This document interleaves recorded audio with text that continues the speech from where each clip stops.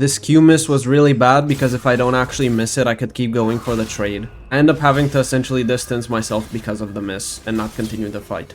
It might seem really strange to run lethal tempo into Irelia, but I'll explain why I do it. So generally speaking, what Irelia will do is mark you with her E or her ulti, Q you once, and then always save her second Q to dodge out your Q.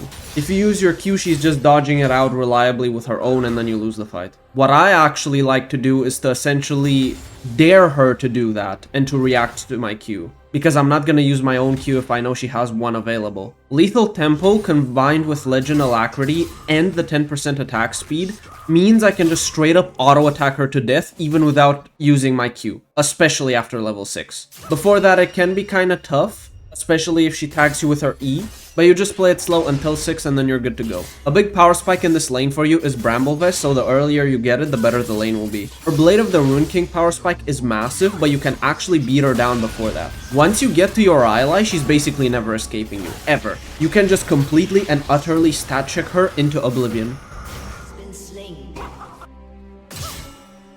Due to that early Elise gank, I now have to hyper respect Irelia and even give XP. If I walk up, she straight up kills me, no questions asked. Even from this distance, she will sacrifice some of her own minion XP and gold just to jump on me, and you can see how horribly the trade goes on my side. I straight up cannot walk up for anything now. I just have to let the wave bounce into me, take the XP that I can, and just play it slow till my 6, or hope that one of my allies ganks me.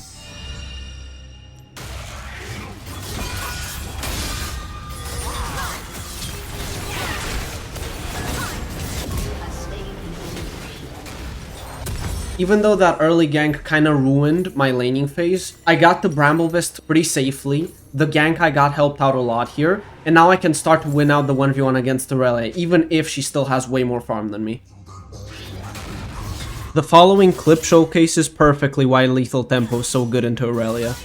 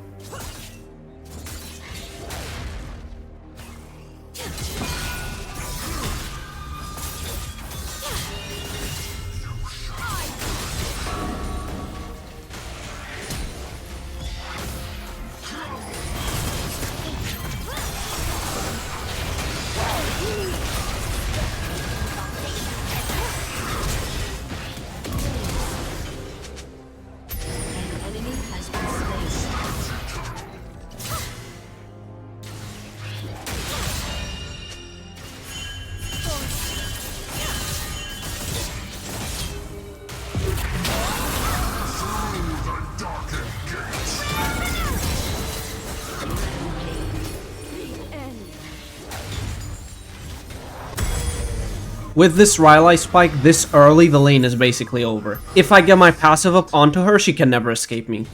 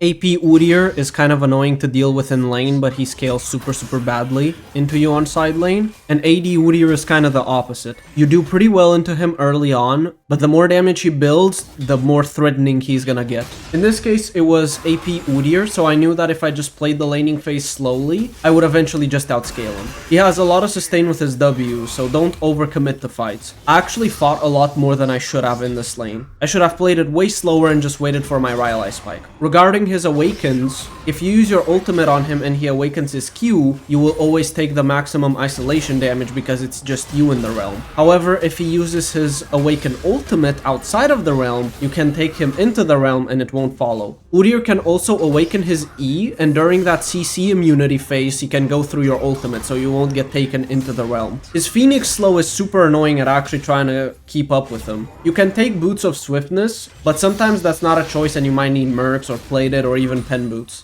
Flesh constrains, power liberates.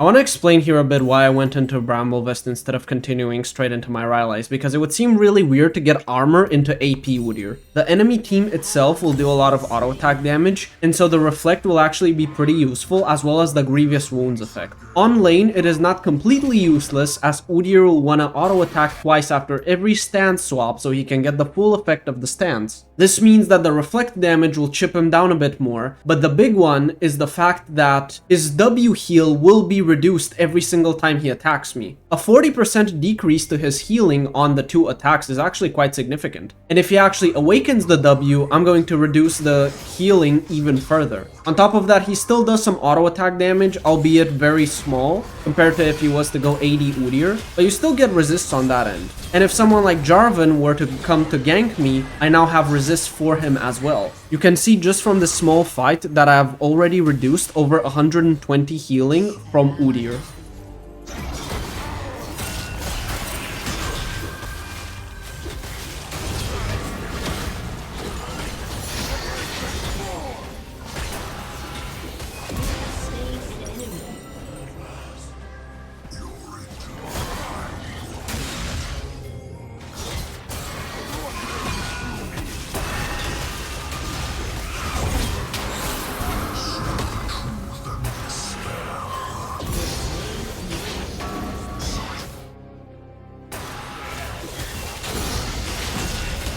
Even though he has his own R slow, it's not enough to offset the movement speed I get from approach velocity and the Irelia slow that I also have.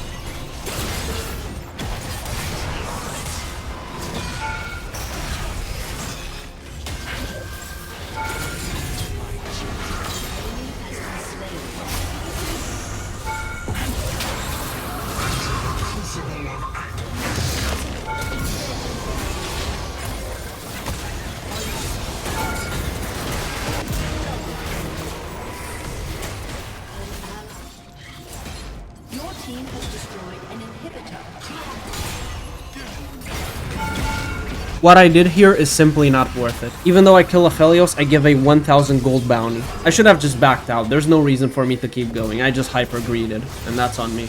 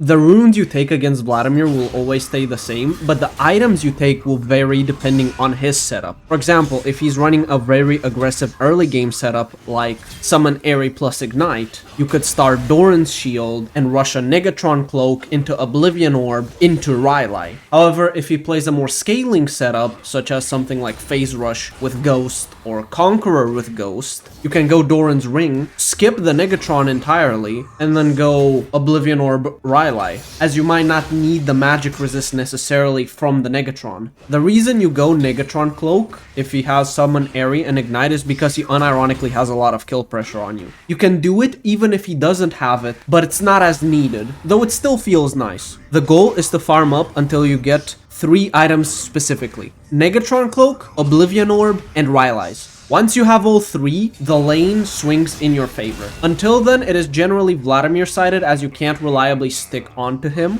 if he plays the lane correctly. You can try to chip him down, but you have to keep up the pressure constantly on him, because if you don't, he's just going to regenerate all the health with his Q back. If he has Phase Rush, it's even more difficult to chase him down as well. He can also W when you try to pull him, so keep that in mind. He can also cancel out your ultimate with his W. If you are in the middle of the ultimate animation and he uses his W, your ult won't go on cooldown, but you have to use it again. This can actually matter quite a lot later on into the game. Generally speaking, before Irelia, what you want to do is force out his W before you use your ultimate. After Irelia, as long as he doesn't have Phase Rush, you can straight up ult his head from full health, and if you force his W in the realm, you kill him. Even if you have no spells afterwards, you can hard chase him down. Unless again he has Phase Rush, sometimes he also even needs Ghost. His late game is extremely threatening, so you don't want to get there. I like the side lane more than teamfight versus him because he's an absolute beast and can one-tap your carries, but on the side lane you can actually match him quite reliably. You can ult him in teamfights, but just like before, if you try to do it and he uses his W correctly, you will have to just press R on him again. Ideally, you want to abuse him as much as possible when you get the Oblivion Orb, Negatron Cloak, and Irelia. That particular spike must be abused as much as possible because it is absolutely massive, especially if he has no Phase Rush.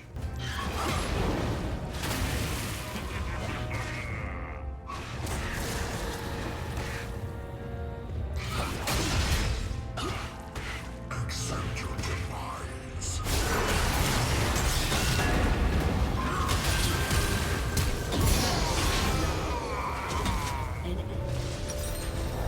I decide to skip both the Oblivion Orb and the Negatron, so I go straight into my Irelia here.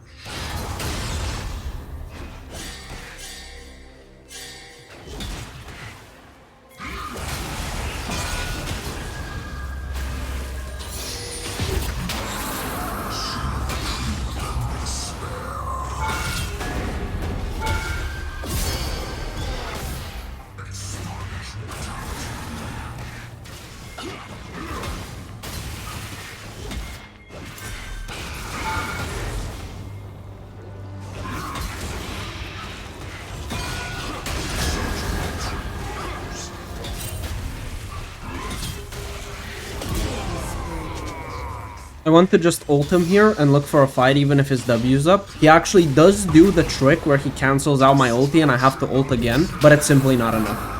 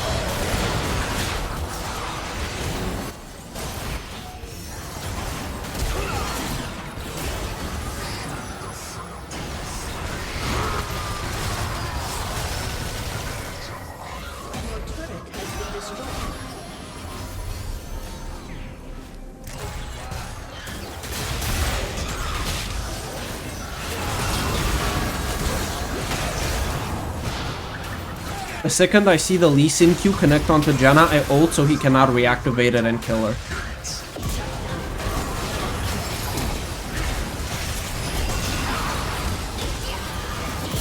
We just collected 2 massive bounties off of this play. This could actually allow us to swing back the game in our favor and win. It is already quite tough because we have 4 AP champs, but I am going to go Bloodletter's third here so I can reduce the magic resist they get. That way everyone will end up dealing extra damage outside of the Kazakhs, obviously.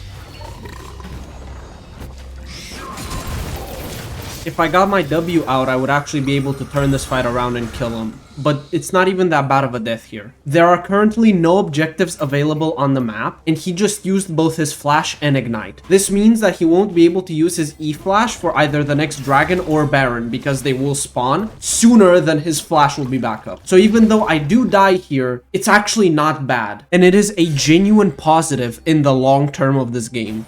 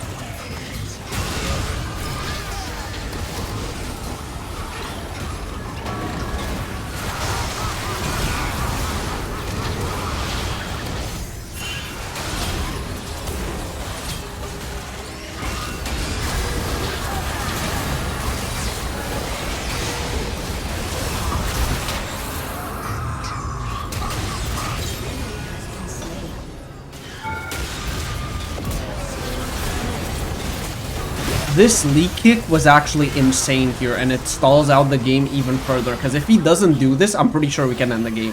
Very well played from the Lee Sin to capitalize on Nami bubbling me into getting the angle into my entire team.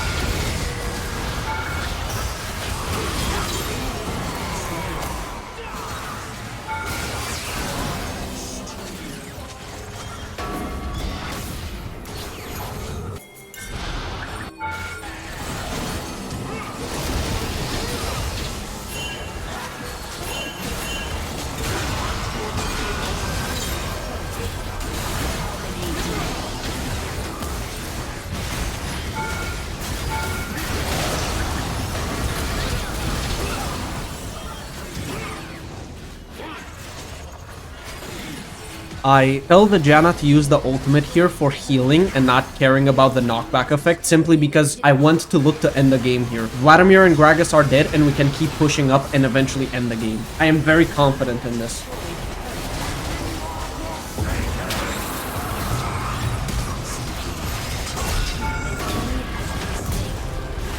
Thank you guys for joining me in this video. I hope you found the information useful, and I will see you in the next video, hopefully very soon.